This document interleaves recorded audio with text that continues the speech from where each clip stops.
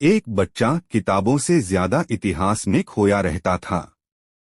जब बाकी बच्चे गुलामी को स्वीकार कर रहे थे, तब वो आजादी के ख्वाब देख रहा था। वो बच्चा था सुभाष चंद्र बोस। कॉलेज में जब एक अंग्रेज प्रोफेसर ने भारत का अपमान किया, सुभाष चुप नहीं रहा। उसकी आंखों में गुस्सा नहीं, ज्वाला थी। और वहीं से शुरू हुई एक बगावत। एक सुनहरी नौकरी, अंग्रेजों की सबसे बड़ी सेवा, आईसीएस। पर देशभक्ति ने सुभाष को वो छोड़ने पर मजबूर कर दिया। आजादी उसके लिए आराम से कहीं ऊपर थी। वो सिर्फ भाषण नहीं देता था, वो आग लगाता था दिलों में, सोच में। उसने नौजवानों को बताया कि आजादी मांगने से नहीं, छीनने से मिलती है। ब्रिटिश जासूस हर मोड़ पर थे, फिर भी वो निकला भेष बदलकर, क्योंकि उसकी मंजिल थी दुश्मनों के दुश्मनों से दोस्ती करना, भारत की आजादी के लिए। सुभाष अब सिर्फ विचारक नहीं रहा, वह एक योद्धा बन चुका था। गुप्त बैठकों में वो क्रांति की रणनीति बना रहा था, एक आजाद भारत की कल्पना लिए। अंग्रेजों को अब डर लगने लगा था, इसलिए उन्होंने उसके घर पर छापा मारा। लेकिन सुभाष का हौसला उनके कानून से कहीं बड़ा था। जेल की सलाखें सुभाष को रोक नहीं पाईं। वो हर दिन एक नई योजना, एक नई प्रेरणा लिखता। उसकी कलम में बम से ज्यादा ताकत थी। कांग्रेस अधिवेशन में जब सुभाष ने बोला, पूरा देश सुनने लगा। उसकी आवाज में भविष्य की धड़कन थी, तुम मुझे खून दो, मैं तुम्हें आजादी दूंगा। कभी कभी आजादी के रास्ते अलग होते हैं। गांधी और नेहरू के साथ वैचारिक मतभेद के बावजूद सुभाष का मकसद एक था, भारत को स्वतंत्र देखना। कांग्रेस अध्यक्ष की कुर्सी छोड़ी क्योंकि वो झुकना नहीं जानता था। उसके लिए पद नहीं, भारत की आजादी जरूरी थी। जब भारत की जमीनी लगने लगी, सुभाष ने विदेशी धरती पर क्रांति का बीज बोने का फैसला किया। अगला कदम, दुनिया के मंच पर भारत की आवाज। एक अंधेरी रात, वेश बदलकर निकला एक नायक। उसका नाम मिटाने की कोशिश की गई, लेकिन उसकी कहानी अमर होने जा रही थी। पगडंडियों, बर्फीली वादियों से होता हुआ वो अफगानिस्तान पहुंचा।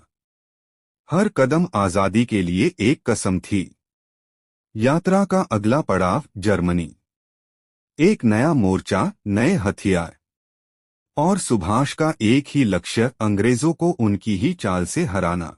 अब सोच इतनी तेज है कि नसों में खून नहीं, जैसे विचार बह रहे हों। हर पल एक नई जंग, दिमाग और दिल के बीच। इस युद्ध का कोई सेनापति नहीं, बस एक थका हुआ सैनिक। अब विचार शब्द नहीं रहे, कोड बन गए हैं। जैसे इंसान अब मशीन में बदल रहा है, सोच की भाषा अब डिजिटल हो गई है। वो दौड़ रहा है एक भूल भुलैया में, जहां हर मोड़ पर एक नया सवाल उसका इंतजार कर रहा है। बाहर का रास्ता है, पर दिखता नहीं। पुरानी यादें अब टूट रही हैं, जैसे कांच के टुकड़े चुभती हैं, कटती हैं। सोच ने यादों को भी थका दिया है। अब वो दीवार का हिस्सा बन गया है। सोच की ईंटों से बना एक कैदी जो खुद को भूल रहा है। वो अब कोई इंसान नहीं, एक विचार बन चुका है। वो भटक रहा है एक धुंध में जो विचारों से बनी है। हर पेड़, हर छाया एक ख्याल है, पर रास्ता कोई नहीं। अब दिमाग में बिजली दौड़ रही है। हर स्पार्क एक सोच है, एक जलन है, और ये जलन कभी नहीं रुकती। वो एक कांच के गोले में कैद है। बाहर सब दिखता है, पर वो बाहर नहीं जा सकता।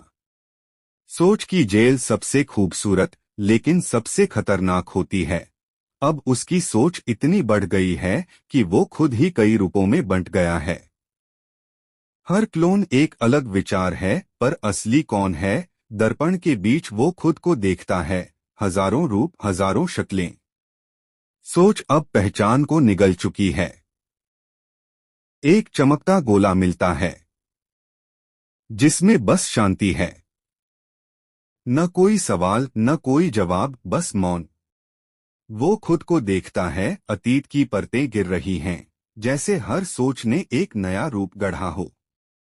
अब वो पहले जैसा नहीं रहा। अब वो पृथ्वी को ऊपर से देख रहा है। उसकी सोच अब इंसानी सीमाओं से बाहर निकल गई है।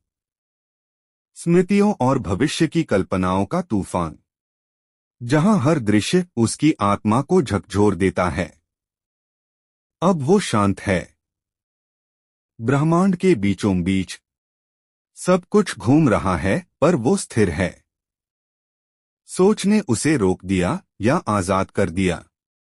सोच अब इंसान नहीं रही, एक ब्रह्मांड बन गई है। उसका वजूद विचारों में खो चुका है। सोचते सोचते वो वहां पहुंच गया जहां केवल महान विचारक पहुंचे। आत्मा और सत्य के पार विचारों का महल अब ढह रहा है। जो उसने बनाया वही अब उसे निगलने लगा है। अब वो गिर रहा है। खुद की सोच में एक अंतहीन गहराई में एकाएक सब कुछ थम गया। सोच की चीखें अब सन्नाटे में बदल गई हैं। वो मिला खुद से, मासूम, शांत, बिना सवालों के।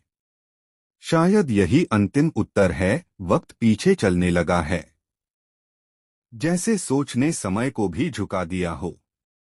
अब सब कुछ एक भ्रम बनता जा रहा है। आंख खुलती है, एक बगीचा है, असल या कल्पना, पर दिल को शांति मिल रही है। शायद यही मोक्ष है। आखिरी सांस में उसकी सोच रोशनी बन गई। अब ना सवाल हैं ना जवाब, बस एक आलोक है। अब उसकी आंखें बंद हो रही हैं। न थकान है न बेचैनी, बस शांति।